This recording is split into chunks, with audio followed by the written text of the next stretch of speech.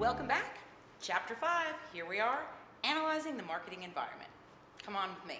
Let's go take a look. The marketing environment, looking at it from the customer framework. Any of these components, if changed or impacted, will impact the entire flow. So you really do need to look at this. Also forecasting and understanding the economy and what is occurring and how you could be ahead of the moment by understanding your marketplace and changes. So at the core of the marketing analysis is the consumer, the immediate. Then you've got your company, of course, as well as competition and corporate partners. Looking a little bit further, when you look at your macro environment, that's when all the other aspects come into it, whether it be culture, demographics, economic, political, legal, technology. So we're going to kind of look at all that and see how all of these players really have a unique role within your brand as well as a corporation when we think about the marketplace.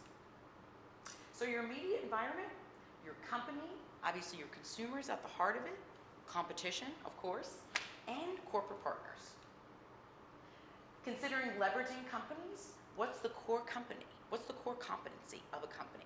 So think for a question of Aquafina, understanding what they do really well. So if it's Pepsi, what's the core competency? Delivering refreshing beverages. Then looking across in terms of soda, water, all the different types of line extensions that they have, and what they currently have as well as what they can have, innovation and adding new things. Existing products, Aquafina as water. What about Aquafina with flavor? What about Aquafina in different sizes? All of these add up to the multitudes in terms of the product and the different ways that you can look at it. Competitors, very critical. Something called CI, competitive intelligence. Unless you understand your competitors and everything that they are doing to make sure that you're protecting something called SOV, share of voice for your brand, as well as market share in general, to make sure. The rule of a brand manager is 24/7, 365.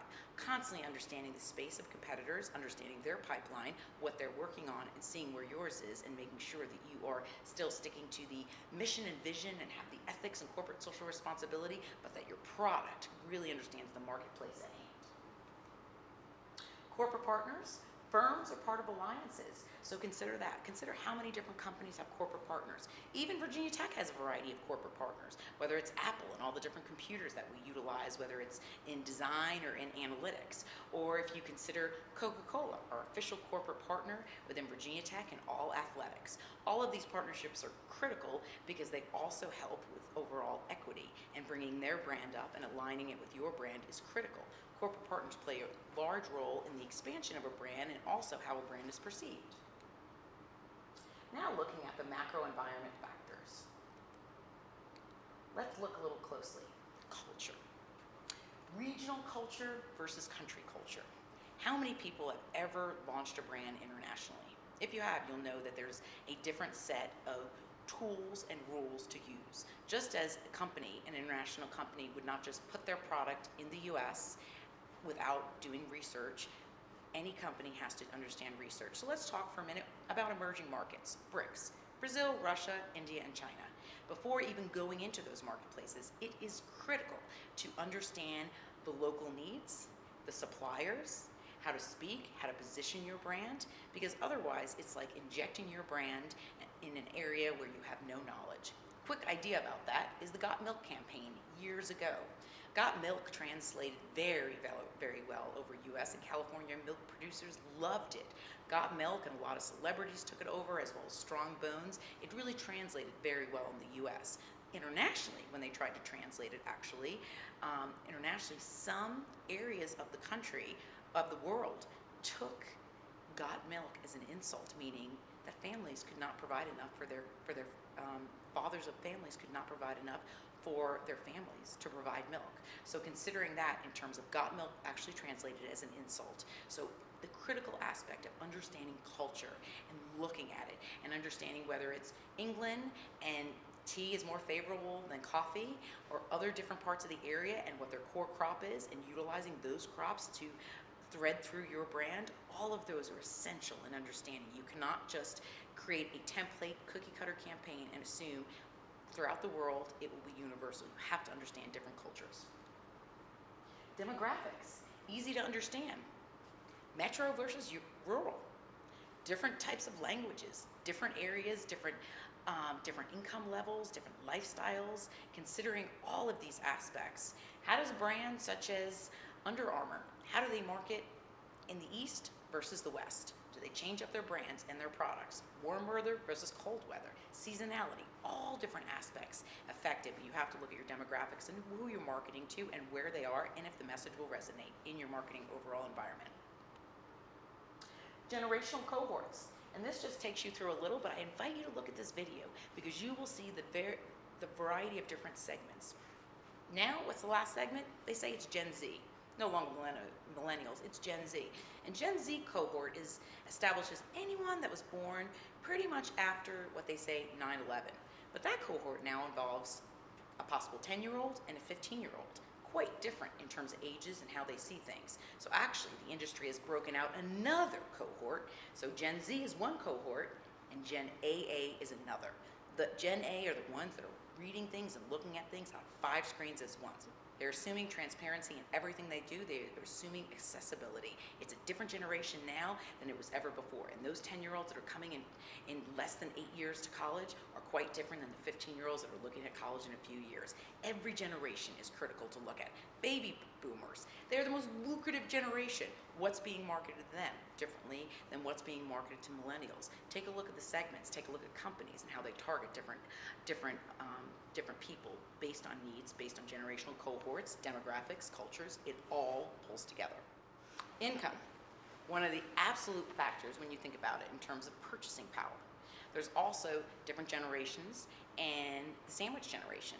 As somebody who manages up, maybe their parents, manages down their child. But when you look at the different aspects in terms of income and what they put their money towards, that really plays a lot into purchase power based on different areas of technology, home goods, electronics, and a variety of other areas. Education. Oftentimes, have you ever completed a survey where they ask the educational level? Oftentimes the educational level we look at, that ties in with demographics, that ties in with income, and that ties in with the whole profile of a consumer to understand who they are and how they really, really play into the brand and the purchases based on their influence and based on all these areas that we look at. Gender, male versus female. Of course, there's a lot out there in terms of genders, inequality on wage pay, etc. But how are different genders approached? They say that females have the largest purchasing power. They make the decisions for the family. And even though it goes long and there's a little bit of a swap in terms of the gender, more male are staying at home, being stay-at-home dads, how does that impact? Think even about TV commercials.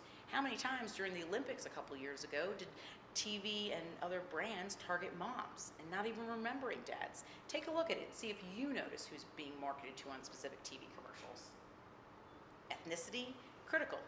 Once again, not even leading into culture, but leading into ethnicity and understanding key aspects and how to really market. Hispanics, one of the most loyal groups. How do we market to them? How do we understand that the family is key in terms of influencing one or the other versus African Americans, versus Caucasians, versus all the different types that we have in the world. Social trends. A couple years ago, it was thrifty to be purchasing things in a thrift store. What's the latest now? What are the trends? Is it health and wellness? It is green. Is it sustainability? Where is the brand, and are they working through the trends of the time? Are they staying true to their own core brand, but also understanding what the marketplace is saying and trying to align their brand with that? And obviously, technical. There are so many advancements, not just online or mobile pay, or whether you're going to talk about Dash, the Dash button that Amazon created, and you can purchase any product whatsoever, or in a supermarket where you can purchase items from your phone and have them delivered at home.